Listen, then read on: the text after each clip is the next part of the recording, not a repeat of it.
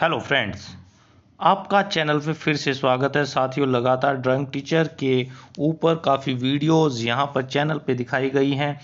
काफ़ी क्वेश्चंस आप सभी के रहते हैं, काफ़ी क्वेश्चंस आपके द्वारा ईमेल पे भेजे जाते हैं और कमेंट बॉक्सेस में भी आपके काफ़ी क्वेश्चंस होते हैं। दूसरे यूट्यूब चैनल पे भी काफ़ी क्वेश्चंस होते हैं, तो वो सारे क्वेश्चंस आपके आंसर्स के सवाल जवाब यहाँ पर आज करने की कोशिश की जाएगी और कोशिश की जाएगी कि वो सारे क्वेश्चंस लिए जाएं। अतः पूरी वीडियो देखें, क्या पता आपके क्वेश्चंस यहाँ पे आ जाएं। अगर आपका भी कोई क्वेश्चन है या तो कमेंट बॉक्स में करें या फिर हमें हमारे चैनल का नाम लिख करके @gmail.com पर आप सेंड कर सकते हैं, ताकि आपके आंसर्स भी हम दे सकें। तो साथियों, अभी 3-4 जो टॉपिक्स हैं वो ड्राइंग टीचर्स की भर्ती के ऊपर सभी ग्रुप्स में ट्रेंड कर रहे हैं। सबसे पहला है पीपली सेंटर, फिर स्क्रैच, दोबारा पेपर, फिर कैंडिडेट्स ज़्यादा बुला लिए गए हैं, 3 गुना से ज़्यादा। तो ये 3-4 क्वेश्चंस तो काफ़ी लाइमलाइटेड हो गए, घूम रहे हैं। अब इस पे हम बात करेंगे सबसे पहले पीपली सेंटर पर कि यहाँ पर चुन चुन कर रोल नंबर डाले गए और उनके मार्क्स भी सबसे ज़्यादा थे।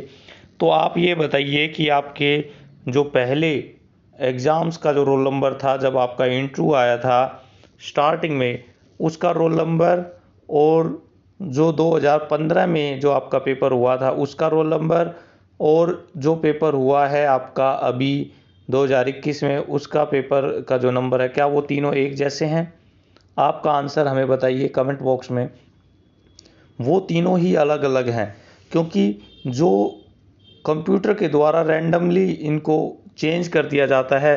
किसी को किसी का पता नहीं होता कि किसका नंबर कहाँ पे पहुँच गया। आपके कोई सगे साथी भी अगर आपके साथ पेपर दे रहे होंगे पहले, तो हो सकता है उनका अब जो सेंटर ही चेंज कर दिया गया हो। तो ये कहना गलत है कि पीपली में जो बच्चे थे वो चुन चुन कर वहाँ पे भेजे गए थे और वहाँ पर उनको स्पेशल एक क्वेश्चंस दिया गया, क्वेश्चन पेपर दिया गया और उनके नंबर भी 80% से ज़्यादा हैं। तो आपकी क्या राय है? आप कमेंट बॉक्स में ज़रूर बताएं कि इस क्वेश्चन में आपकी क्या राय है। लेकिन मुझे नहीं लगता कि ऐसा हुआ होगा कि सीटिंग प्लान उनका बनाया गया और उनको आसानी से वहाँ पे मार्क्स करने के लिए, क्वेश्चंस करने के लिए दिए गए। उनका पेपर भी कोई ज़्यादा आसान नहीं था, इक्वल था लगभग।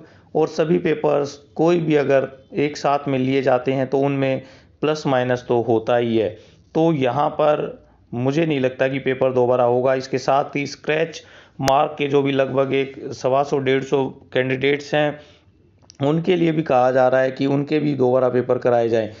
तो ये सारी की सारी प्रक्रिया को लंबा करने के लिए, प्रक्रिया को कैंसिल करने के लिए और इसमें अवरोध उत्पन्न करने के लिए किया जा रहा है, ताकि संस्कृत वाले जो छात्र हैं उसके जैसा ये भी केस बन जाए और ये आप बाद में भर्ती ही रद्द हो जाए। साथियों, ऐसा ना हो कि जो लड़ाई में, दो गुटों की लड़ाई में कभी वो जो उसका रोटी का जो टुकड़ा है वो बिल्कुल ही नदी में ना गिर जाए। तो ऐसा ना हो कि ये पूरी की पूरी ही भर्ती कैंसिल ना हो जाए। तो ऐसा ही कोशिश ना करें और इस तरह की बढ़ावा ना दें जिससे कि भर्ती कैंसिल हो सके। तो जो 2-3 गुट इसमें बने हुए हैं पेपर को कैंसिल कराने के लिए या दोबारा कराने के लिए या रिजल्ट निकालने के लिए, तो वो आपस में तालमेल करें और सीएम साहब से मिलें, एचएसएससी में मिलें और वहाँ पर बैठ कर के इस पे बात की जा सकती है, उनको ज्ञापन दिया जा सकता है, ताकि इसका कोई सॉल्यूशन निकले। और माननीय न्यायालय में भी जा कर के, कोर्ट में भी आप अपने तर्क रखें, ताकि भर्ती पे रोक जो लगी हुई है वो हट जाए। तो साथियों, दूसरा एक और क्वेश्चन हमारा घूम रहा है कि 18 जो हमारे 816 कैंडिडेट जो की पोस्ट थी, उससे ज़्यादा कैंडिडेट कैसे हो जाएंगे? अब देखिए कि जो 9 अप्रैल की जो डेट थी जिसमें कि सुनवाई हुई और नेक्स्ट डेट जो दे दी गई है 19 तारीख, जैसा कि पता चल रहा है सभी ग्रुप्स में। तो आप ये देखिए कि अगर जो कैंडिडेट्स इंटरव्यू के माध्यम से या कोर्ट के माध्यम से अगर अपना इंटरव्यू करा रहे हैं, तो वो जो कैंडिडेट हैं, 2 तरह के कैंडिडेट हैं लगभग अभी तक जितने भी कराए हैं, या तो स्क्रैच मार्क वाले हैं या फिर जिनके मार्क्स ज़्यादा थे और उनका इंटरव्यू लेटर नहीं आया। तो साथियों, अगर उनके 50 के आसपास मार्क्स हैं तो उनके लिए कंपटीशन काफ़ी टफ हो सकता है और वो मेरिट में किसी भी हालत में नहीं पहुंच पाएंगे, किसी भी हालत में। क्योंकि मेरिट के ऊपर भी मैं बात करूंगा तो वो किस तरह से मेरिट में पहुंचेंगे उसकी कैलकुलेशन भी आप कमेंट बॉक्स में बता दीजिए कि प्लस माइनस कैसे कर सकते हैं, वो किस तरह से पहुंचेंगे, तो उसको भी आप कमेंट बॉक्स में बताएं कि वो कैसे जा सकेंगे। दूसरी बात है कि 2448 कैंडिडेट यानी कि थर्ड टाइम इसमें होने चाहिए था 816, तो ये पॉसिबल नहीं होता। कई बार 3 टाइम्स अगर कैंडिडेट नहीं मिलते तो उससे ज़्यादा भी बुलाए जा सकते हैं। इंटरव्यू का मतलब ये नहीं है कि उनको नौकरी मिल गई, सीधी मेरिट वहाँ पे बनती है। अगर कई बार बच्चों के इक्वल मार्क्स होते हैं और उसमें जो चूज करना काफ़ी मुश्किल होता है तो वहाँ पर भी कई बार आ जाते हैं, कम भी हो सकते हैं। क्योंकि कई बार आपने देखा होगा कि कुछ पोस्ट में कैंडिडेट्स ही नहीं थे, जो कि एक्स सर्विसमैन की पोस्ट थी, तो वहाँ पर कैंडिडेट्स कम भी हैं। और तो पूरे के पूरे ये कहा जाए कि 2448 ही बनाने हैं और 2449 बनते ही यहाँ पे आफत आ जाएगी, तूफान आ जाएगा, ऐसा कुछ भी नहीं है। ये कोई बेस नहीं है कि पेपर कैंसिल हो जाएगा इसकी वजह से। तो यहाँ पर इसको हम नहीं ले सकते, इस पे कोई ज़्यादा वाद विवाद करने की ज़रूरत ही नहीं है। कैंडिडेट्स ज़्यादा भी हो सकते हैं, कम भी हो सकते हैं। कई बार 10 टाइम्स भी कई भर्तियों में बुलाए जाते हैं अगर पोस्ट कम होती हैं कुछ कैटेगरीज़ की, तो ये डिसाइड हो जाता है पहले ही। अब रही बात है इंटरव्यू की, तो इंटरव्यू क्या और होंगे, क्या इंटरव्यू अभी भी हो रहे हैं, ये भी काफ़ी क्वेश्चंस बच्चे पूछ रहे हैं। इस तरह के जो क्वेश्चंस हैं वो हमारे ईमेल पर भी आए हैं। साथियों, आप कमेंट बॉक्स में ज़रूर अपने क्वेश्चंस लिखें, जो भी आप पूछना चाहते हैं उसके ऊपर फिर बाद में कोई रूबरू होकर के आपसे उसका आंसर देने की कोशिश की जाएगी। तो साथियों, इंटरव्यू देखिए अभी भी हो रहे हैं और इंटरव्यू होना भी अच्छी बात है एक इस केस के लिए, क्योंकि जिनका बच्चों का इंटरव्यू हो जाएगा इसका मतलब है वो शांत हो गए हैं और वो प्रोसेस से अब स्टे वाले मैटर से वो बाहर हो सकते हैं। मतलब कि वो अब और कोई स्टे के लिए कोशिश नहीं करेंगे, फिर वो फाइनल रिजल्ट का इंतजार करेंगे, क्योंकि उनका मकसद केवल इंटरव्यू देना था और अपने रिजल्ट की आशा थी। अब वो भी कोशिश करेंगे कि रिजल्ट उनका भी बने और रिजल्ट डिक्लेयर हो।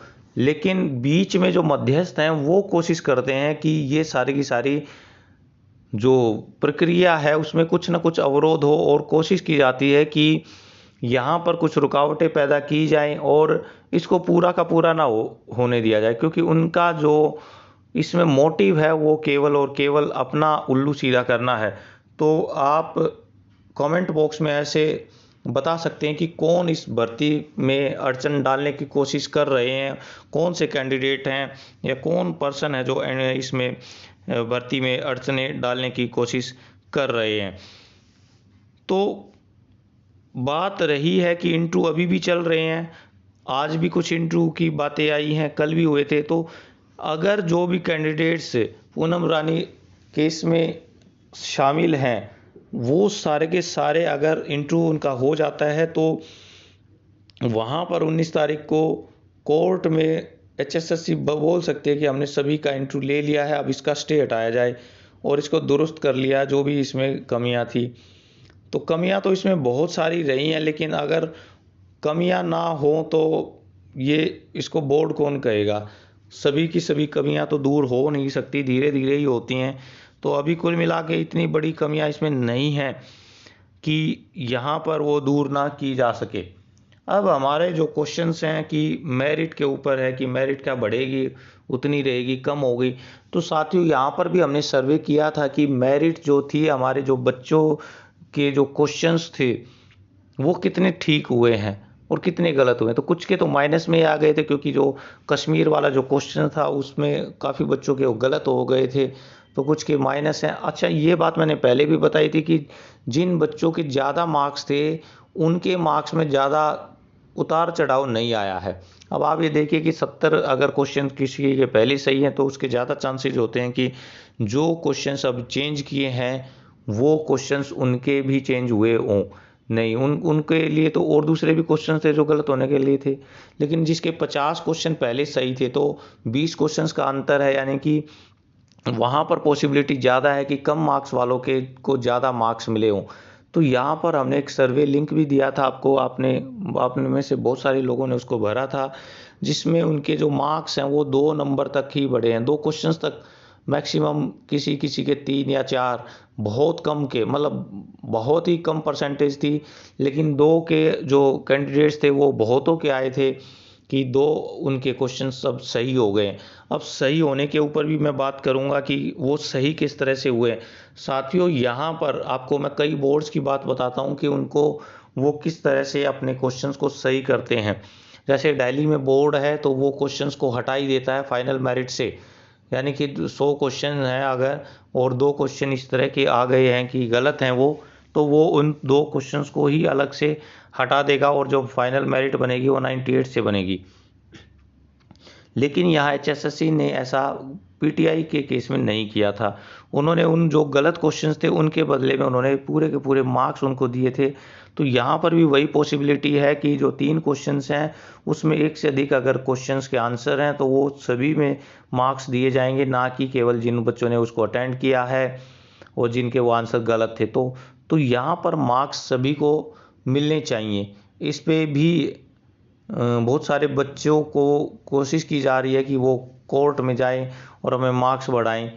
तो यहाँ पर जो कम वाले जो मार्क्स के थे तो उनको मार्क्स यहाँ पर ज़्यादा उनको फ़ायदा हो रहा है, बल्कि ज़्यादा वाले मार्क्स वाले बच्चों को।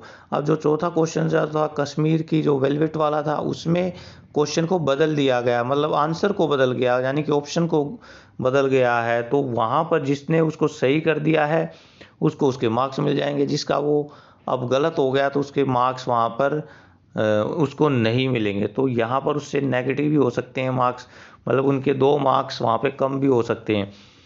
तो 4 क्वेश्चंस में ग्रेस मार्क्स मिली, अब दोबारा रिवाइज नहीं होती। ज़्यादातर जो बोर्ड हैं वो दोबारा से रिवाइज नहीं करते।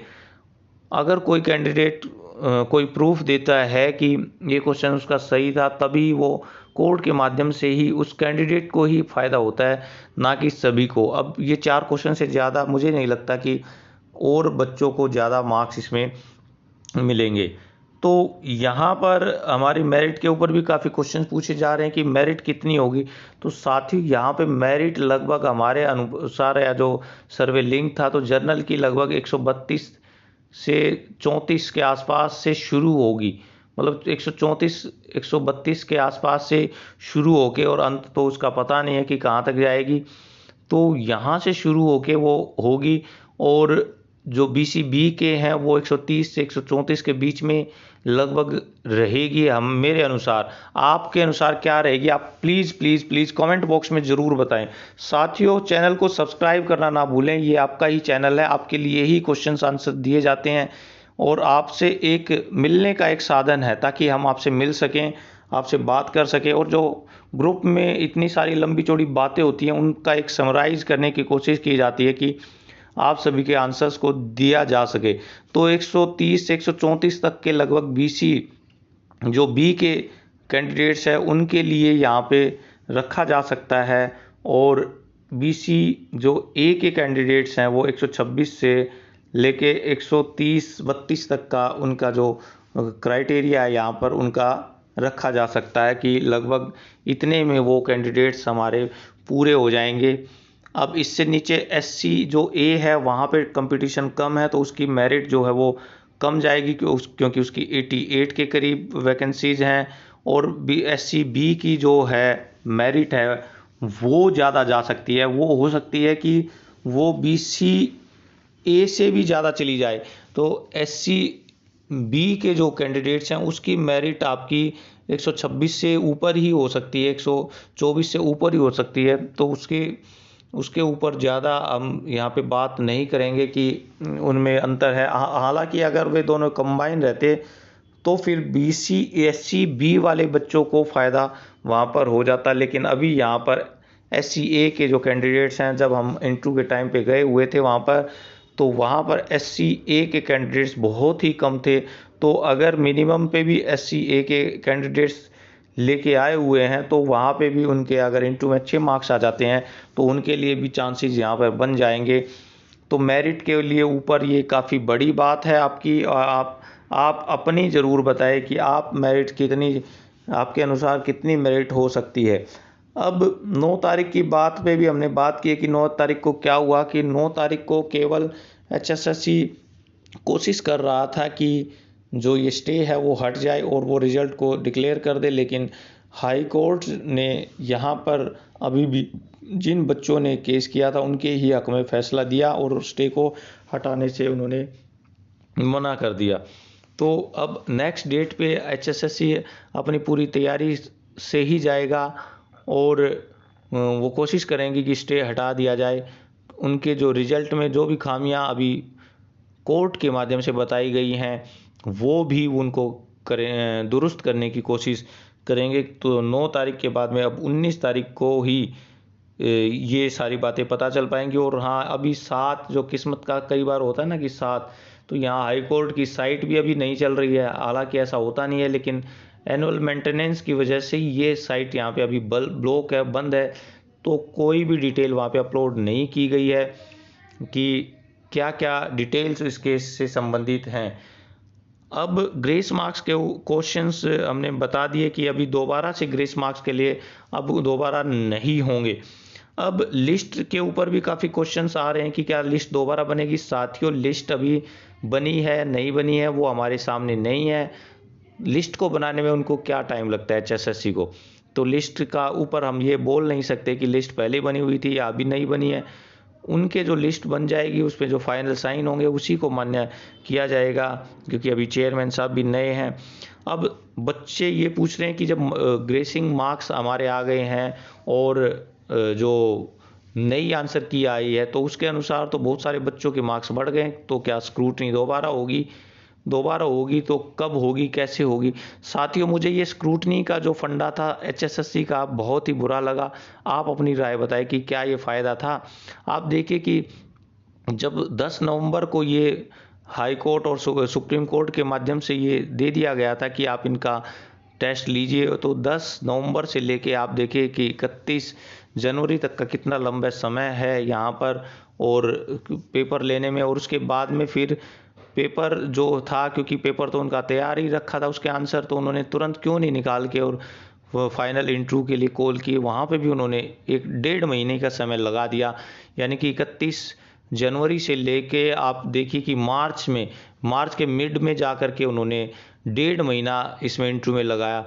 तो वहाँ स्क्रूटनी की ज़रूरत ही नहीं थी। जब किसी कैंडिडेट को हटाया ही नहीं गया, निकाला ही नहीं गया, तो स्क्रूटनी का मतलब क्या था। वहाँ पे बच्चों की भीड़ इकट्ठी करनी कोरोना काल में, वो मुझे तो अच्छी नहीं लगी। आप कमेंट बॉक्स में ज़रूर बताएं कि क्या स्क्रूटनी की ज़रूरत थी यहाँ पर। उन्होंने डायरेक्ट ही इंटरव्यू पे क्यों नहीं बुलाए सभी बच्चों को, जो भी 3 टाइम्स बच्चे थे वो सभी को यहाँ पे इंटरव्यू पे बुला लेते और उसके बाद में मेरिट बना देते। तो शायद ऐसे अगर वो करते तो इस पे केसेस भी ना लगते इतने सारे, और इतने जो क्वेश्चंस उठाए जा रहे हैं वो भी इस पे ना लगते। तो साथियों, दोबारा से आंसर की बानी अब मुश्किल है, ये मैंने आपको पहले भी बताया है। और नंबरों के संबंधित भी बातें मैंने आपको बताई है। इंटरव्यू अब दोबारा होंगे या नहीं होंगे, तो इंटरव्यू केवल उन्हीं बच्चों के अभी हो सकते हैं जो कि कोर्ट के माध्यम से आएंगे। अदरवाइज अब इंटरव्यू कॉमन तो कोई ऐसा नहीं होगा। अगर कोर्ट इसमें और कुछ इसमें देती है, कोई ऑब्जर्वेशन देती है या कोई रिजल्ट देती है कि इन बच्चों के या इस मार्क्स तक के बच्चों के आप इंटरव्यू लीजिए, तो हो सकता है वहाँ पे HSSC उनके साथ जो इंटरव्यू लेने की कोशिश करे या उनको बुलाए या उनको लेटर भेजे या फिर कॉल करके या किसी भी माध्यम से मोड ऑफ कम्युनिकेशन में वो उनसे बात करके उनका इंटरव्यू लेने की कोशिश कर सकती है। तो ये तो थे सारे सवाल जवाब। आपके क्या जवाब है, आपकी क्या राय है इस केस से संबंधित। आप अपने ग्रुप्स में तो काफ़ी लिखते हैं, यहाँ पर भी आप लिख दीजिए ताकि उसको हज़ारों बच्चे देख सकें आपके जवाबों को, आंसर्स को, क्या आप चाहते हैं क्या नहीं, और HSSC से कहाँ चूकें हुई और आगे वो क्या कर सकती हैं। अपनी कमेंट्स ज़रूर बताएं। आपकी जो कमेंट्स होती हैं वो हमारे लिए बहुमूल्य होती हैं और सभी को पढ़ा जाता है, कोशिश की जाती है उनके आंसर्स देने की। आप अपने पसंदीदा जो चैनल को इसको लाइक और शेयर ज़रूर करें और टेक जो हमारा चैनल है उसको सब्सक्राइब कर लें और बेल आइकन को प्रेस कर लें ताकि सारे नोटिफिकेशन आपको लगातार और जल्दी से जल्दी मिल जाए। तो साथियों, आपके जो भी क्वेश्चंस होंगे वो कमेंट बॉक्स में लिखें और आगे फिर से उन पे हम बात करेंगे। Thank you.